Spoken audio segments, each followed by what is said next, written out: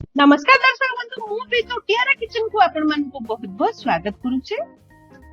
Friends आज मैं आपण मन संगे शेयर करबे गोटे स्टार्टर आइटम जार ना होचे हॉट एंड सॉफ्ट चिकन चटपटा।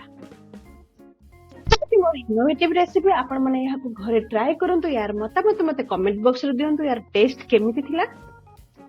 रेसिपी स्टार्ट करिया पूर्व आपण माने जदी एजे मो चैनल को सब्सक्राइब करि नांते जल्दी जल्दी सब्सक्राइब करि नियंतु पाखरे थिबा छोटो बेल आइकन को प्रेस करंतु या द्वारा मु जेते बेले नुवा वीडियो अपडेट करबे आपण माने जानि परिबे। एबे चलंतु एही रेसिपी रे लागिथिबा इंग्रेडिएंट्स जानि नबा। 10 पीस रसुन को एही परिभाबर काटि नेछि, गोटे छोटो प्याज को एही परिभाबर काटि नेछि। देखंतु एटी रेड बेल पेपर नेछि, येलो बेल पेपर नेछि, कंचा लंका को एही भाबरे काटि नेछि, अदा को मध्य ग्रेट करि नेछि, एटी भुसंगा पत्र मध्य नेछि, सोया सॉस नेछि, टमाटो सॉस नेछि, चिल्ली सॉस नेछि, दही किछि नेछि, गोलमरच गुंड नेछि, लूण नेछि, महू नेछि, ओरिगानो नेछि, पैप्रिका पाउडर नेछि। एटी बोनलेस चिकन को लूण आ हल्दी गोलै कि मु एटा को फ्राई करि नेछि।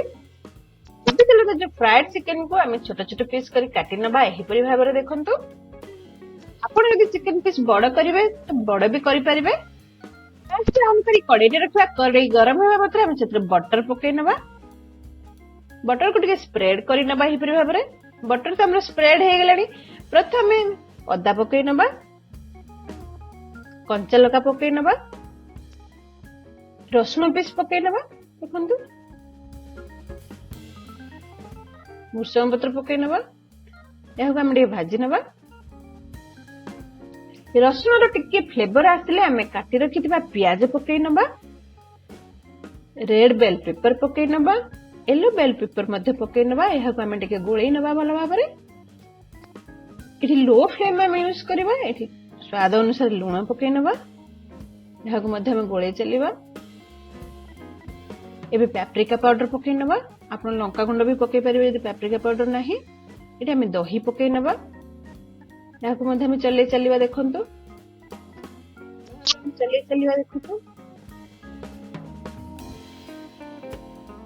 एबे महू पकै नबा, गोळै चलिबा। देखंतु एबे हम सोया सॉस पकै नबा, टमाटो सॉस पकै नबा। एडी सब सॉस ओडा को हम गोटे गोटे स्पून नेछि। चिली सॉस पकै नबा, एहा त हम गोळै चलिबा। देखंतु एही परि भाबरे काटी रखिथिबा चिकन पीस को पकै नबा, एहा को मध्ये हम गोळै चलिबा एही परि भाबरे। देखंतु दही रे पानी मरिया जाय हम एहा को चलै चलिबा। देखंतु एबे ओरिगानो पकै नबा,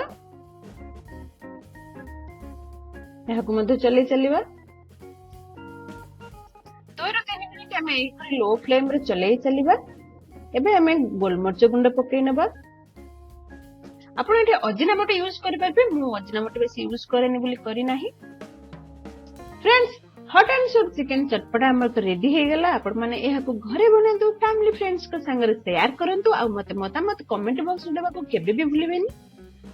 पूरा लिंक को आपण माने लाइक करंतु, बहुत बहुत शेयर करंतु। आपण माने आज एही रेसिपी को एंजॉय करंतु। आमे पुणी कथा बा नेक्स्ट रेसिपी रे। Keep supporting. Thanks for watching. Happy cooking.